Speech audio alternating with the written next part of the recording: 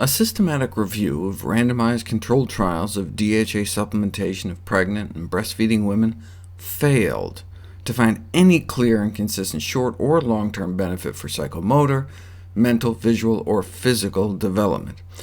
Maybe DHA supplementation during pregnancy has no effect because the body isn't stupid and protects the growth of the baby's brain by drawing off maternal stores of DHA, upregulating maternal DHA synthesis, and preferentially shuttling it to the fetus. But what if moms don't start out with large maternal stores? In other words, maybe DHA failed to help women who are already getting enough, but maybe women with very low intakes would benefit from DHA supplementation. Well, first it's interesting to note that even by 1978, researchers were suggesting plant-based diets as the diet of choice in the treatment of our #1 killer, but babies breastfed by vegan moms have significantly less DHA in their bloodstream, presumably because the moms had significantly less DHA in their breast milk. The question is whether these differences are of any consequence. The growth and development of vegan and vegetarian children are normal, as long as they're getting their B12.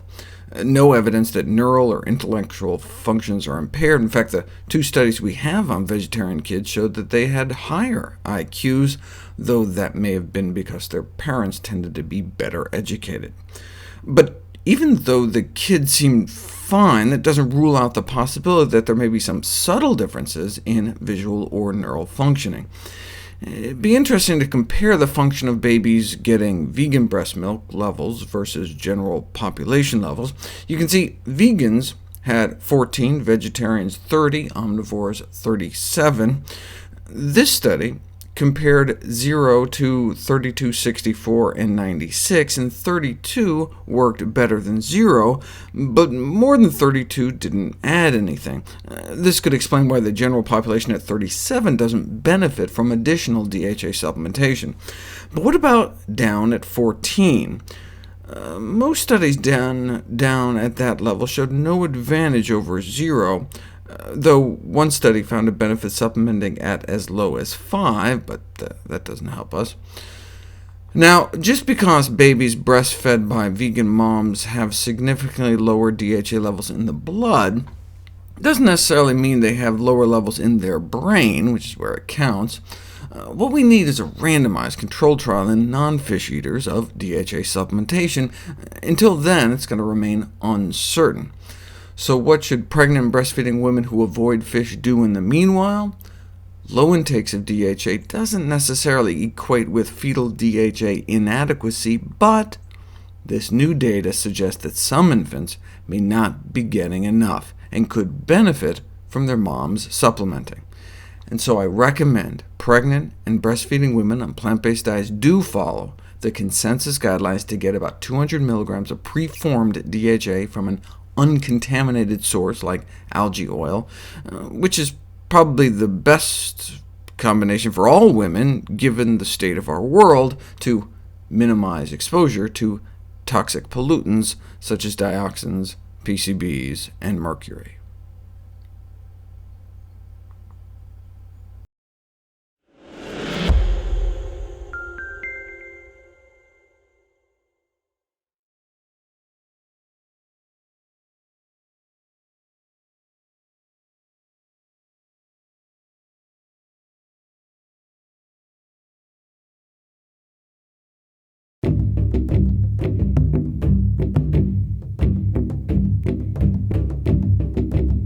Pregnancy is a very special time. Your baby is growing rapidly, and so are you.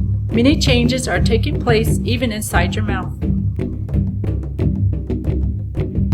Your hormones are increasing, which causes your gums to swell, bleed, and trap food, which causes more irritation to your gums.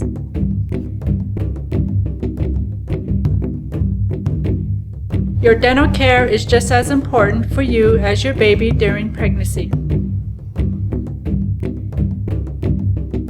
Every pregnant woman should get a dental checkup, brush twice a day with fluoride toothpaste, eat a healthy diet, and limit sweets and sodas.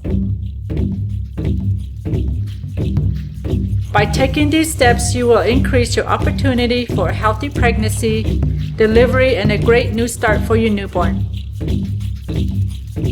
Visit napper.org to find a dental clinic near you.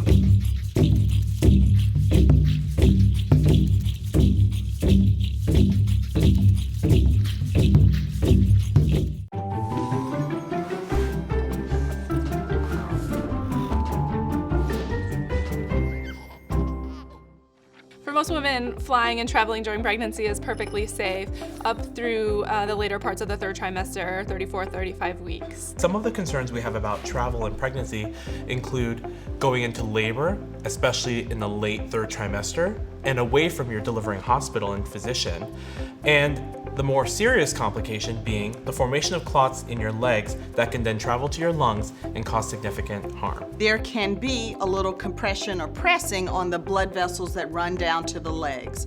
So our concern is that you don't want to limit your movement so that blood clots form. If you are going to be traveling and it's unavoidable, there are certain precautions that you can take to prevent complications. So certainly we recommend getting up out of your chair and walking the length of the plane or getting out of the car every hour just to help improve your circulation.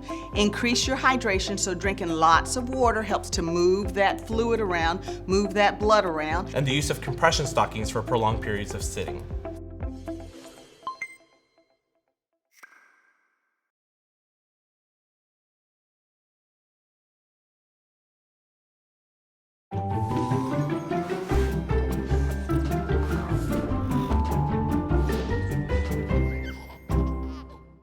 Stress reduction in pregnancy is a very complicated topic, and it really centers around trying to reduce the things that are causing you stress. What I recommend is finding an outlet for your stress relief, whether it be meditation, whether it be joining a yoga group, sometimes even seeing a counselor or seeing somebody to talk about the stress that you're enduring. So it's important to have the conversation with your healthcare provider about your daily activity and your daily routine. Now, it's very much recommended for women to work during their pregnancies. It helps maintain activity, it helps prevent excessive weight gain, but in general, trying to eliminate those factors that are leading to that stress will absolutely lead to a more enjoyable pregnancy.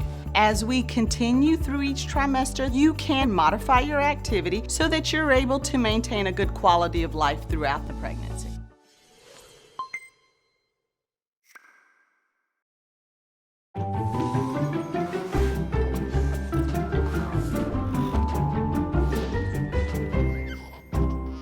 When you're pregnant, most women don't need to change their beauty routine per se. We recommend all women look at what products that they're using and are using products that aren't harmful to or toxic to themselves or the environment. Many women do ask about hair dye and other cosmetics, and I would tell anyone that there is no evidence that says dyeing your hair is harmful to your pregnancy.